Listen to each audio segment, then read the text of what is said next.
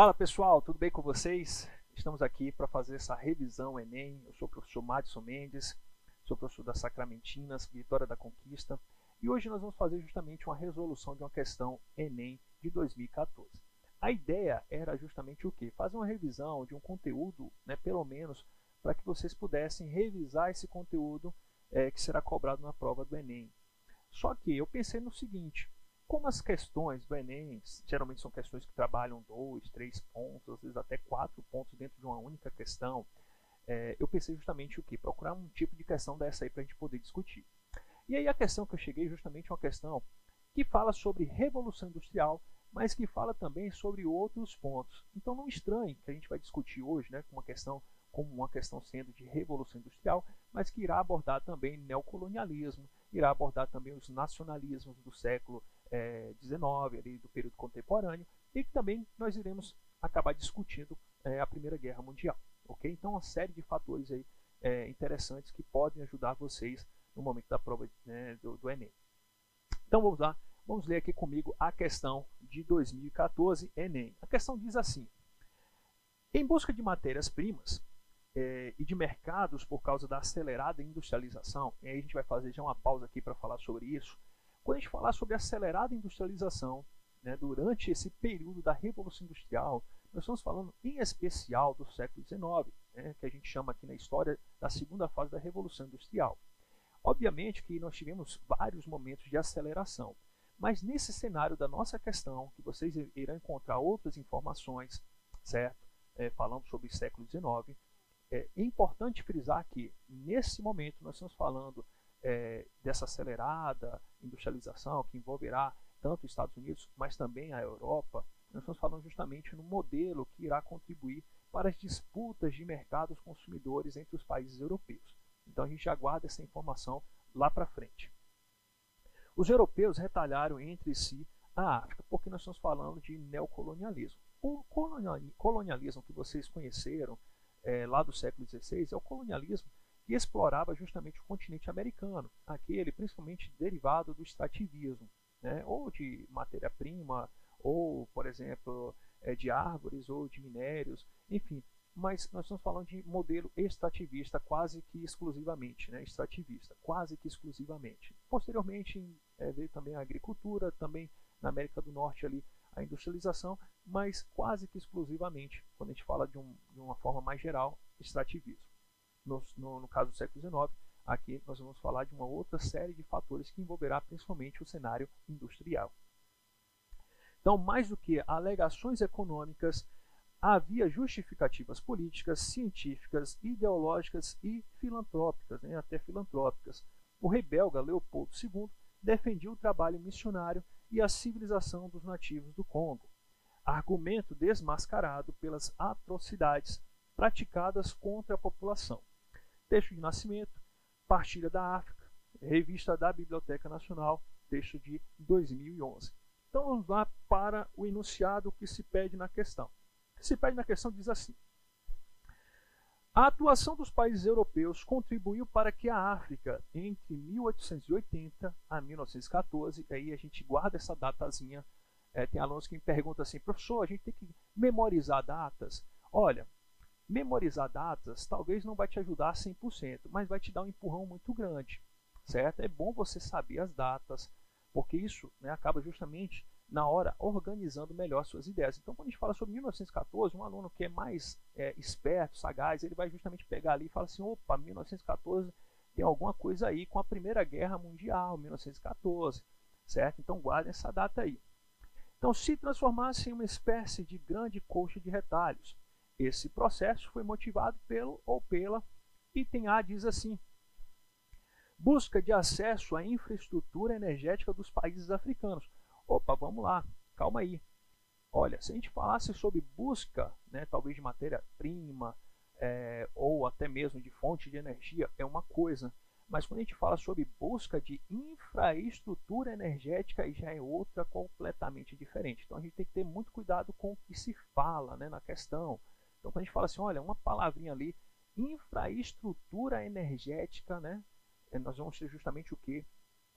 Um processo que não era pertinente na África naquele período.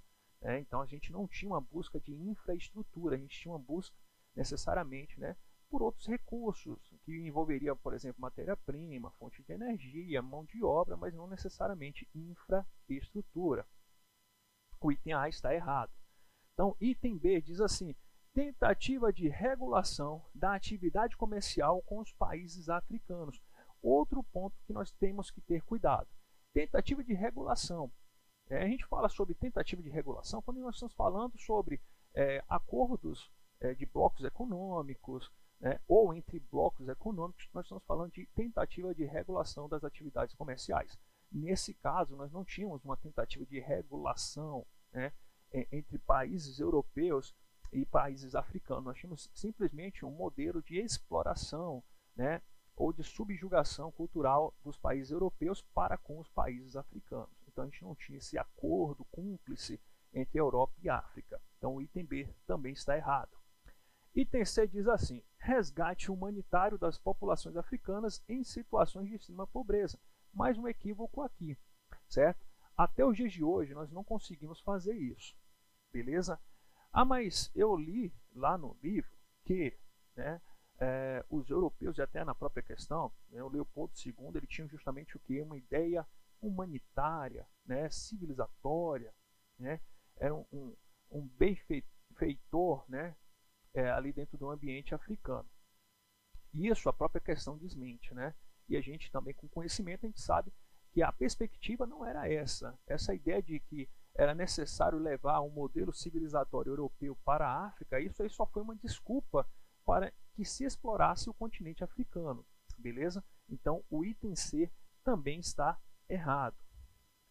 O item D diz assim: necessidade de expandir as fronteiras culturais da Europa pelo contato com outras civilizações.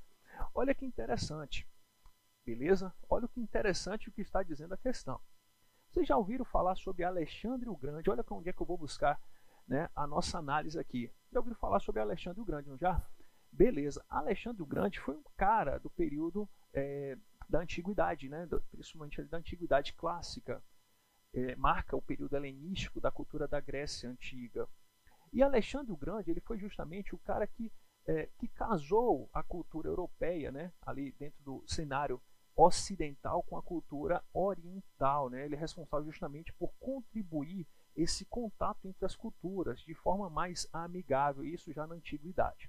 Mas afora esse rapaz aí, que vocês conhecem muito bem, ao longo da história, nós só vamos ter modelos de subjugação cultural. Foi assim, por exemplo, no modelo de colonização na América Portuguesa ou na América Hispânica. Nós tínhamos ali um modelo de subjugação cultural, onde esse modelo europeu chegava, a cultura que estava lá vinculada era justamente o que? Era subjugada pela cultura europeia. E, obviamente, se tratando de um modelo civilizatório europeu para o século XIX, a perspectiva não era um contato cultural, Fala assim, olha, vamos fazer um contato cultural aqui entre as nações, de forma amigável, em que todo mundo sairá bem, sairá ganhando. O modelo não era justamente esse, era um modelo de subjugação cultural. A perspectiva era implantar a civilização, um modelo de civilização europeia, frente justamente ao que? A ideia dos incivilizados africanos. É importante frisar que no século XIX nós tínhamos justamente o que?